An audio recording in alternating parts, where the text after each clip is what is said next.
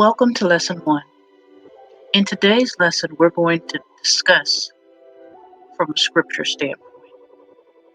The question of today is, why get married anyway? What's the point? What's the purpose? We're born by ourselves. Can't we live by ourselves? I'm too busy trying to climb the ladder to worry about having a man. Well, let's look at what scripture has designed for us. I'm going to start in Genesis. We're going to look at Genesis chapter 2, verse 18. I will be reading from the Sefer, but you can definitely find the same information in your King James. In Genesis 2 and 18, it reads, And Yahuwah Elohim said, It is not good that the man should be alone. I will make him a help. And out of the ground Yahuwah Elohim formed every beast of the field, every fowl of the air, and brought them unto the man to see what he would call them. And whatsoever the man called every living creature, that was the name thereof. The man gave names to all cattle, fowl of the air, beast of the field. But for the man there was found not a help.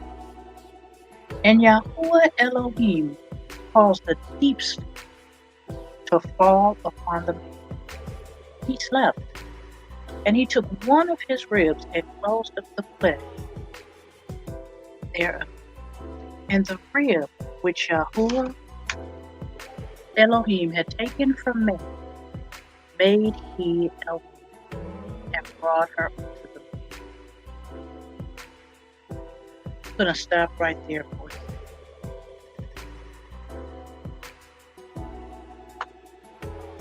He gave him everything.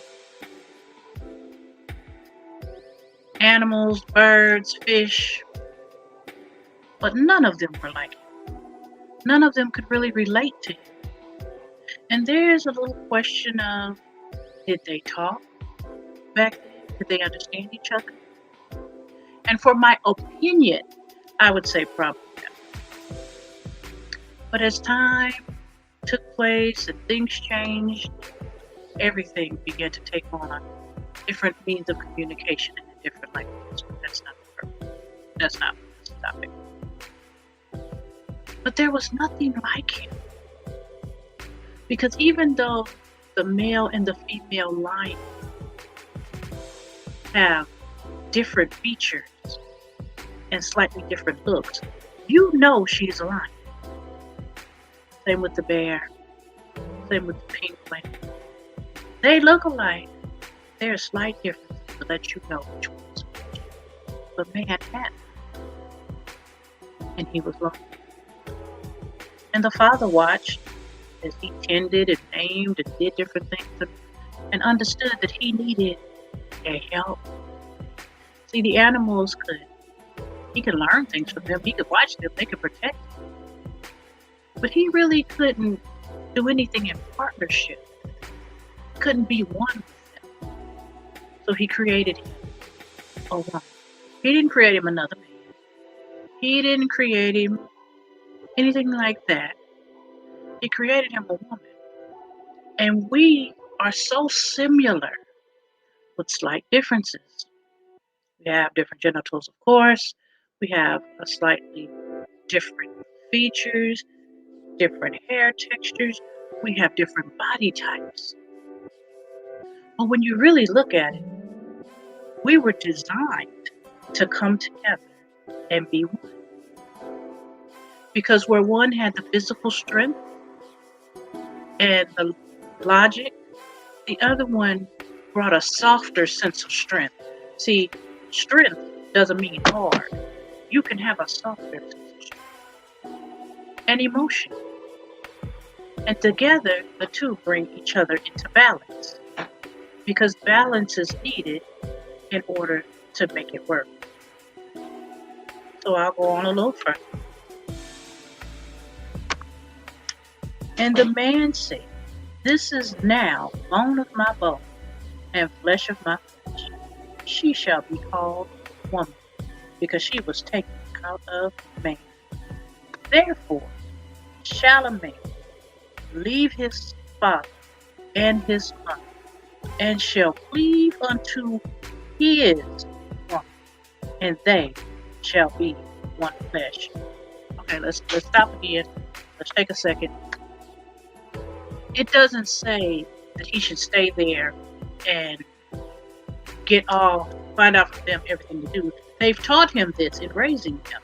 They've taught him to be a man. So here's a side note. To properly raise a child needs a male figure and a female figure.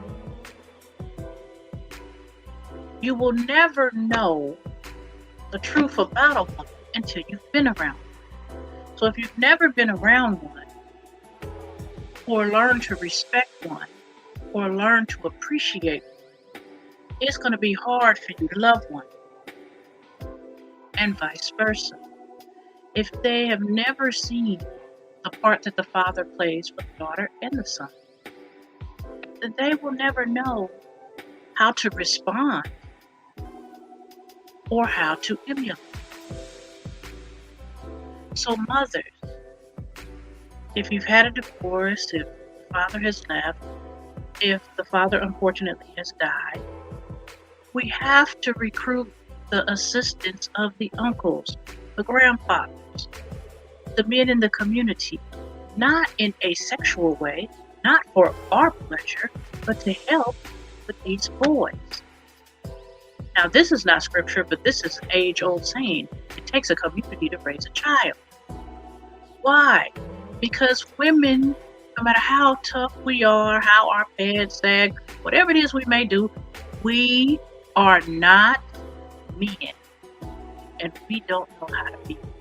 It doesn't even come natural. So we can't teach our son how to be a man. We can't teach our boyfriend how to be a man. As we go through the training, I'm going to go back to that. Because, see, some of us get men because we need something. We think it's Build-A-Bear Workshop.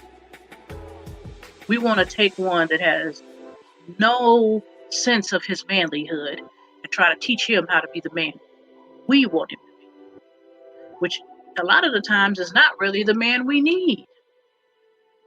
We want something because it looks good, smells good, feels good. There may not necessarily be what the Father has designed for us. We will also be visiting Proverbs 18 and 22 throughout this training. When you get to 18 and 22, you'll see that it was said, whoso finds a woman finds a good thing and obtains favor of Yahweh. It didn't say who runs into one. It didn't say who found them at the bar drinking. It doesn't say who was on social media looking for a good time. It's he who finds. To find something, you have to look for it. It's not right there waiting for you. In Proverbs 31, we're described as precious jewels, valuable jewels, priceless jewels. Jewels are formed under pressure. Jewels are formed under pressure. The more pressure, the piece of gold formate to a beautiful diamond. But nobody knows that it's a diamond until somebody digs and finds it. The diamond isn't sitting in the grass waiting for you to come pluck it like a flower. The diamond is not sitting in the middle of the road hoping that you don't run over it. The diamond is under layers and layers of pressure, and people go out and dig and dig and get heavy equipment and dig some more to find these precious jewels. So when a man finds a wife, it's not haphazard. He has listened to the voice of the Father, and he has gone to the place where he needs to go, and he digs. And a lot of people talk about love at first sight, which is amazing. It's awesome. But if I just look at you and fall in love with you, I don't know you. So do I really love you? Or is it lust speaking? You looked good, you smelled good, you look like that perfect one. But looks can be deceiving. Because you can't really love somebody you don't know. Because it takes you taking a little time to get to know somebody, to know if they love you. So as we go through, we will discuss these scriptures a little more in detail, and we'll apply them to each situation. In today's lesson, what I really want to harp on is you cannot love someone else until you love you. And some of you think because you buy expensive hair, you keep your nails done, you got your waist tightened up, you got all of this together, you're showing self-care and self-love. But a lot of times, we're really doing all of that to cover an insecurity, to cover something that we consider a glitch. And if we doll up just right, maybe they won't see our glitch. If we get the right shades, maybe they won't see that our eyes cross. If we go get braces, maybe they won't see that our jaw isn't aligned. If we go get a waist trainer, maybe they won't see we got a little pudge in the belly area. If we go get some designer shoes, they may not realize we're flat foot with feet that point in at each other like a little duck. What are we covering? What are we hiding? What do we have behind the mask of makeup? What is really going on with us that we feel that we need to be somebody else? We need to lose weight because we don't look like the girl in the video. We need to dye our hair because we don't look like the girl in the movie. We need to pierce all kind of stuff because we don't look like the person in the music video. Why do we need to? This is a sign that we're not confident within ourselves. So before we are ready to have a husband, we first have to love us. When we love us and are secure in ourselves, it makes relationships a lot easier because every time the phone rings, we don't think it's our replacement. Every time you see him texting, you don't think he's planning how he's going to sneak out for the night. You will be so confident in you that you will already know that that is not you. That he's there because he loves you. Because you love yourself so much, it really kind of don't matter. But people love things that love themselves. How can you expect anybody to love you when you don't? So what I would like everyone who has tuned in to do is when you have time and you're alone, get a pen and a paper and write down things that you feel like you need to hide. Look in the mirror and identify the truth. When I did, I found that I was kind of ugly. Really, really ugly. And see, ugly isn't this. Ugly isn't this. Ugly isn't these. Ugly isn't here. I was angry. I was hurt. I hadn't allowed myself to grow up with the broken little girl that I was.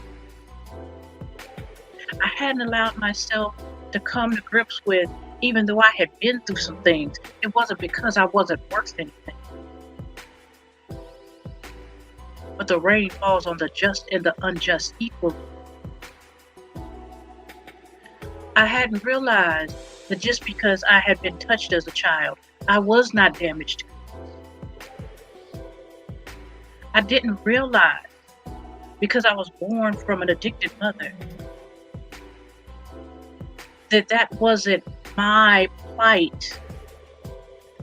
See, I knew that I needed to be more. I needed to be better. I needed to show and give more than she gave me. But I always walked with the insecurity that because of who she was, people would automatically judge me. And it wasn't because it hadn't happened, because of course, hurt people hurt me.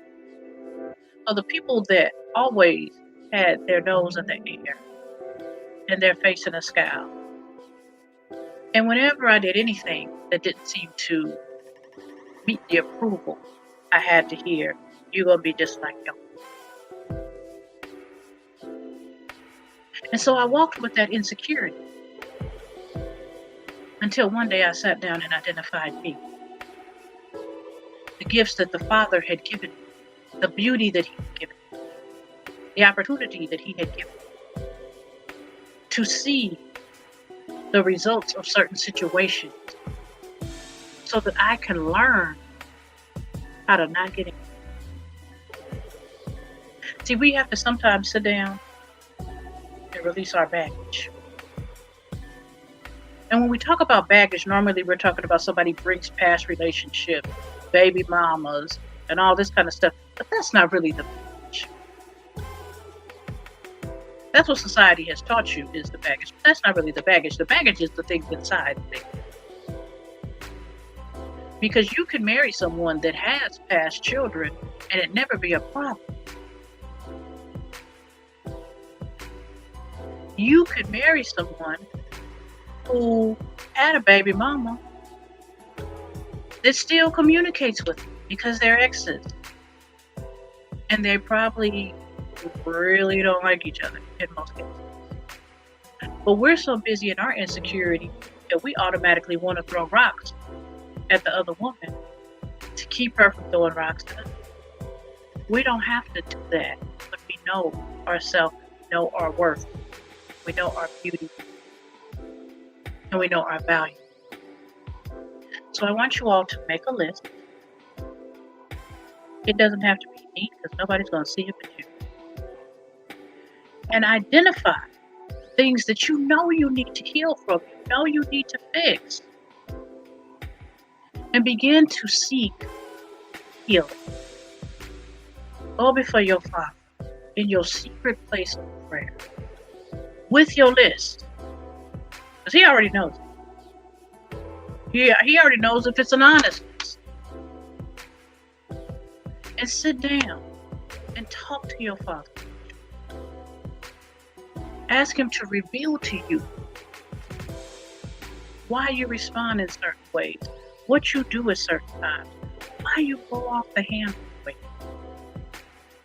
Ask Him to reveal to you and show you how to break the chains up, tear down the stronghold. See, if you go to Him and you ask, you may learn that He will do exactly what you ask, so that you can grow and walk in your way, in your purpose, the way you're supposed to. But you have to be careful once you give it to the Father, that you're not right there trying to take it back and add it back to your plate. You're going to have to be willing to let it go. You're going to have to be willing to forgive. Not necessarily forget, but forgive. And allow yourself to be freed from the chains of bondage, of pain, trauma, misery, and abuse. I hope that this has started the healing process for someone. I hope that you will take the advice, make the list, and begin to find healing in yourself. Until the next lesson, I ask that the Father keep His hands upon you and give you perfect